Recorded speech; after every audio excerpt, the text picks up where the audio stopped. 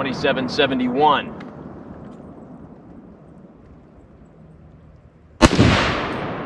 2759.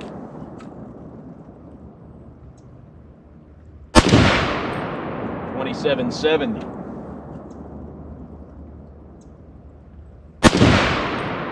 2759.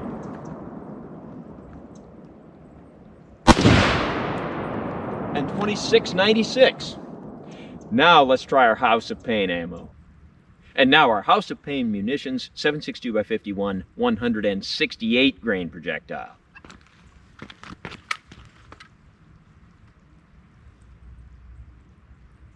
$25.88.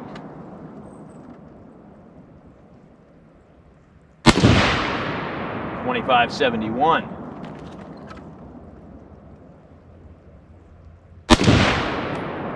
$25.64.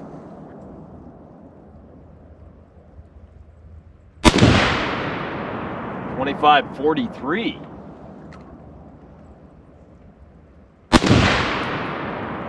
$25.24.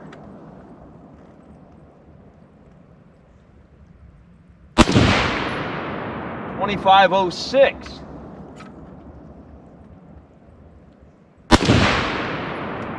$25.24. I'm going to reload some more of this House of Payne ammunition and do that again. So now I've reloaded with more of our House of Payne ammunition with its 168 grain projectile. Let's get some more readings.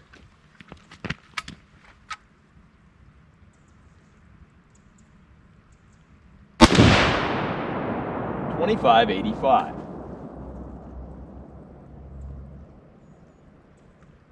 $25.24.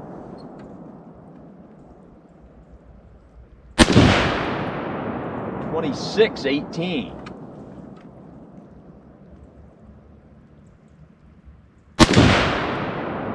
$25.36.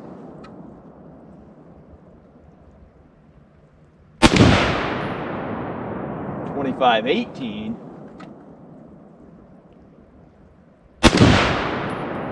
$25.46.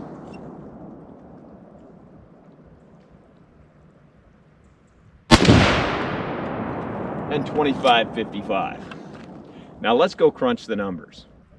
Well, I crunched the numbers and here they are. And of course it comes with the normal caveats that chronographs don't always agree with each other, and certain environmental factors like ambient temperature and elevation can affect chronograph results. And the results I got were, with our military surplus ammunition, a mean velocity of 2,771.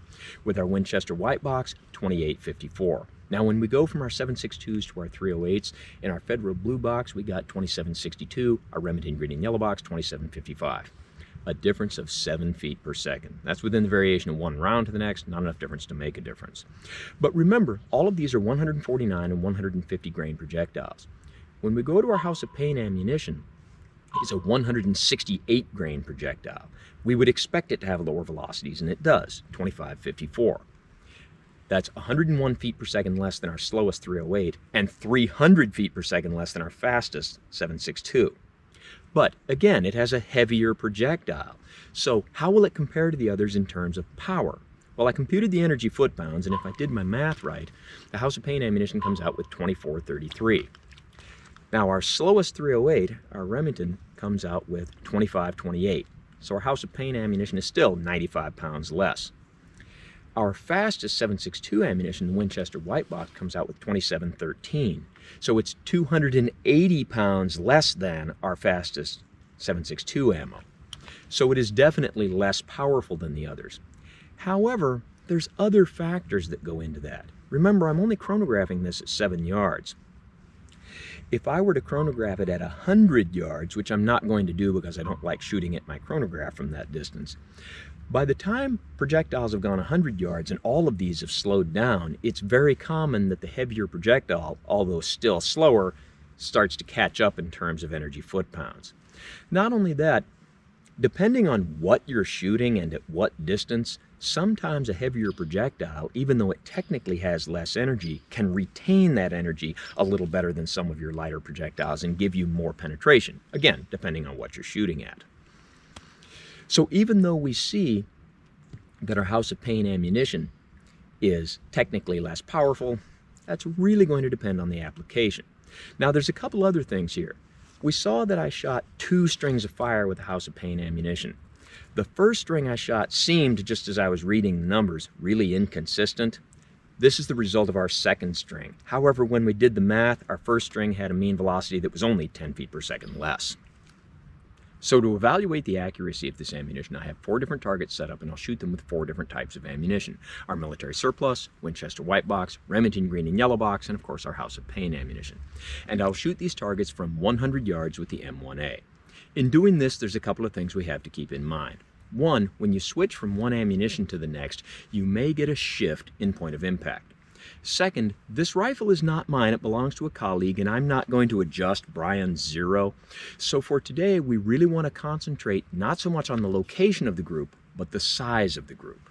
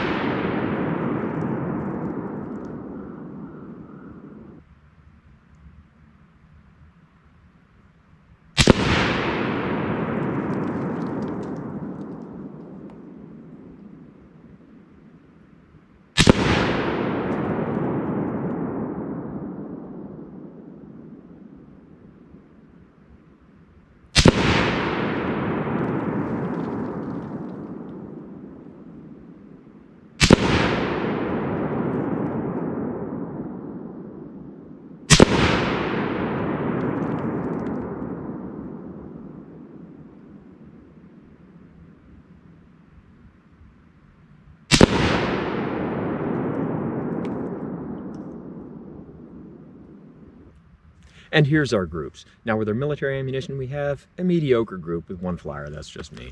With our Winchester white box ammunition, a very similar group, again with 1 flyer. With our Remington ammunition, a little bit better group. With our House of Payne ammunition, now that we've switched to a significantly different weight of projectile, a significant shift in the point of impact, some of which are off our reactionary target. Let's take a close-up look at this group. And with our House of Payne ammunition, here's our group. 1, 2, 3, 4, 5, 6. Not necessarily fired in that order. And that's about the same size group as with our military surplus or our Winchester white box ammunition. I have a 20-shot magazine loaded with 20 rounds of the House of Payne ammunition.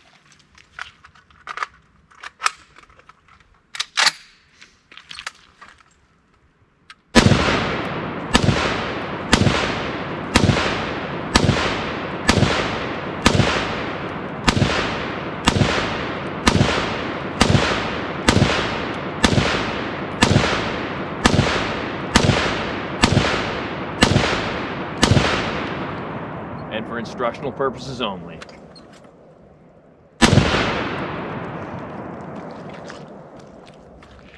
Now that seemed to shoot just fine, and they did not send me the 500 rounds it would have required to really do a good reliability test. However, in shooting another magazine off camera, we did have a couple of malfunctions. Now here's a 20-shot mag filled with 20 rounds of our leftover Remington and Federal ammunition.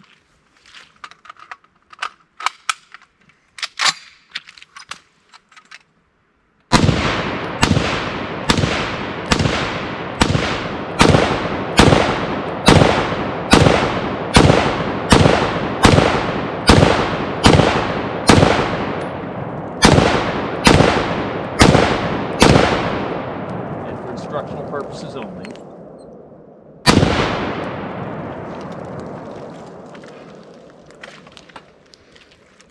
So again, although Payne did not send me enough ammunition to do a really good reliability test, we did have a couple of malfunctions with that type of ammunition and no malfunctions with any of the other ammunitions we were using. And there you have it. If I were to add one thing, it would be that when I'm in the field using a rifle in caliber 7.62 NATO, I'm typically using 7.62 NATO ammunition with a 149 grain bullet, or commercially available 308 Winchester ammunition with a 150 grain bullet, and I find that the point of impact shift between the two is minimal. And so for me, the House of Payne ammunition with its 168 grain bullet and that much point of impact shift is contraindicated. Is it indicated for you? You be the judge. So as always, don't try this at home on what you call a professional, and thanks for watching our House of Payne 7.62 by 51 ammunition video.